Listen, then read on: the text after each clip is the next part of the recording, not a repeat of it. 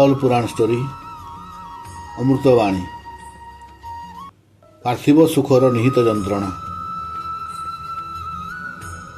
ଯେତେବେଳେ ବ୍ୟକ୍ତି ଇନ୍ଦ୍ରିୟ ସୁଖ ଭୋଗକୁ ଜୀବନର ଲକ୍ଷ୍ୟ ବୋଲି ଆଦରି ନିଏ, ସେ ନିଶ୍ଚିତ ରୂପେ ପାର୍ଥିବ ଜୀବନ ପଛରେ ପାଗଳ ପ୍ରାୟ ଧାବନ କରିବାକୁ ଲାଗେ ଏବଂ ସମସ୍ତ ପ୍ରକାରର ଅଧର୍ମ କାର୍ଯ୍ୟରେ ଲିପ୍ତ ରହେ। ସେ ଜାଣିନଥାଏ ଯେ ତାର ପୂର୍ବ କୃତ କର୍ମର କର୍ମଫଳ ସ୍ୱରୂପ ତାକୁ ଏହି ଶରୀର ପ୍ରାପ୍ତ ହୋଇଛି ଏବଂ ତାହା ଯଦିଓ ମରଣଶୀଳ, ତାର ଦୁଃଖ ଦୁର୍ଦ୍ଦଶାର କାରଣ ମଧ୍ୟ। ବାସ୍ତବିକ ଜୀବସତ୍ତା କୌଣସି ଏକ ପାର୍ଥିବ ଶରୀର ମଧ୍ୟରେ ରହିବା ଅନୁଚିତ, ବରଂ ଇନ୍ଦ୍ରିୟ ସୁଖକୁ ଉପଭୋଗ କରିବା ପାଇଁ ତାକୁ ଏହି ପାର୍ଥିବ ଶରୀର ପ୍ରଦାନ କରାଯାଇଛି।